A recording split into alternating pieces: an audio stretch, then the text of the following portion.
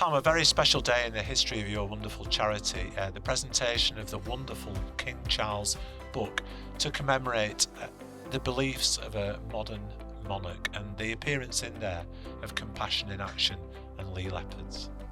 It's an honour to have the support of Leigh Leopards along our journey from 2006 in a church hall with a community, uniting them together to think about each other as a people and as a community, because way back then there was nothing locally like there is today, all community groups that can accept people for teas, coffees, etc. From that journey in 2006 to where we are today, the song I've Walked 5,000 Miles is triple. Our vision from the coffee morning was whole person care, practical, physical, mental and social. And in 2023 we've achieved that in our community village on site here and beyond. Well, I've been given a lot of things over my time, mostly stick.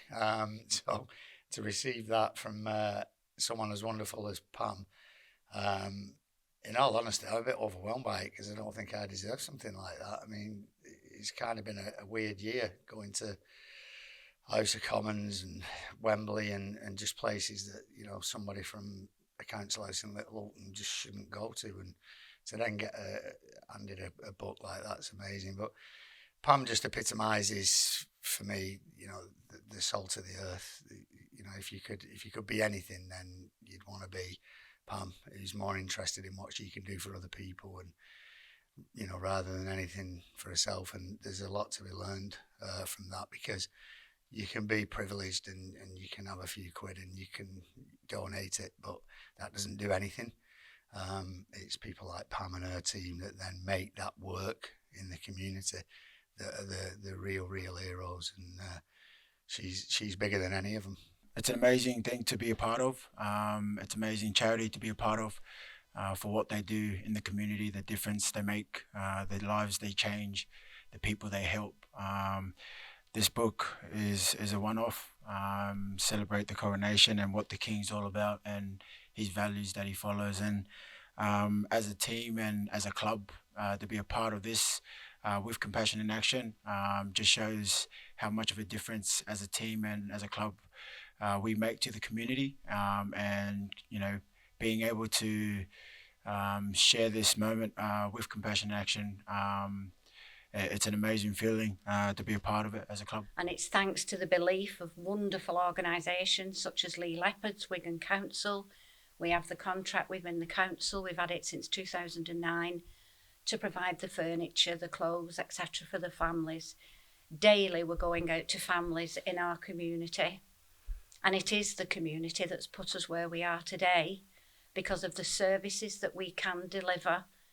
And that relationship in the community is encompassed with the relationship you have with players like Edwin Apapi and John Asiata. Yes, and it's through the players like John Asiata, Edwin Apapi, Steve Maiden, everyone, Derek, that unites with us. It's made a difference in people's lives. Even the players have come down when we've had families here, and that makes such a difference. They feel worthy, they feel special, and that's what Leigh Leopards have done for our families, not just the families, for us as a charity as well. The Challenge Cup won on the 12th of August 2023, the culmination of a dream, but also more tangible than just the winning of a rugby league game. It was a trophy that has given so much joy and happiness to the people of Leigh, given them so much pride in the local community and in the town, and it's given people genuine hope. Well, I think that's where, you know, you're always the man standing behind the camera, Mike, but I think that's where you should take all the credit and accolade, because, you know, winning that trophy, the players did that, and you know, heroically as well, and not just in one game but over a series of games, and probably the semi-final was the bigger effort of them all. But what's brought the real joy isn't just having that and putting it in a trophy cabinet, which most places do, is the way that you've emphatically, day after day after day after day, gone round and made sure that it has infected everybody, that everybody has got their hands on it, that it's been to care homes. And, you know, I've only put a small amount of days into that, and seeing how infectious that is, and seeing what it means to you. And when I set the goals with the lads this year, the number one thing, as much as we've won that now, and you think, well, I want to win the league, or I want to win a grand final. The thing that's more important than anything to me now for this club is to keep hold of that. Very few have done it. It's definitely brought joy and happiness to everyone. And even on our site here, the Community Village of Inclusion, we've got people who are lifelong members that can't go to every match. But even the players have visited them and given them a shirt. They felt part of the special time to win the Challenge Cup. They were part of that. Even though they didn't attend, the players made it special for them. It's brought the community together. I think since I've been here my time of 2 years, I haven't seen the community buzzing as much as they have now. And what we didn't do it alone. We did it together as players, as families, as the community, Leigh, and just all the charities that are involved. These little moments and key things that we do as a club doesn't go. It all happens because people, support us and show their love and their grace upon, what we do as a team. And Compassion in Action is a place where they live by a motto of stronger together, and that's what this town is all about. We don't do things alone, and the more we go in numbers, the better it is for everyone as a group and family. You've achieved so much since you started out with that coffee morning nearly 20 years ago. How would you see the charity developing in the years ahead? In the years ahead, Mike, what we're hoping to do is enhance what we already have. We've been invited to Plymouth to an organisation who we met at Claridge's, and they would love something like this in their area, and that's how it is. And we're not going to help you help set one up, but we can benchmark. We've achieved.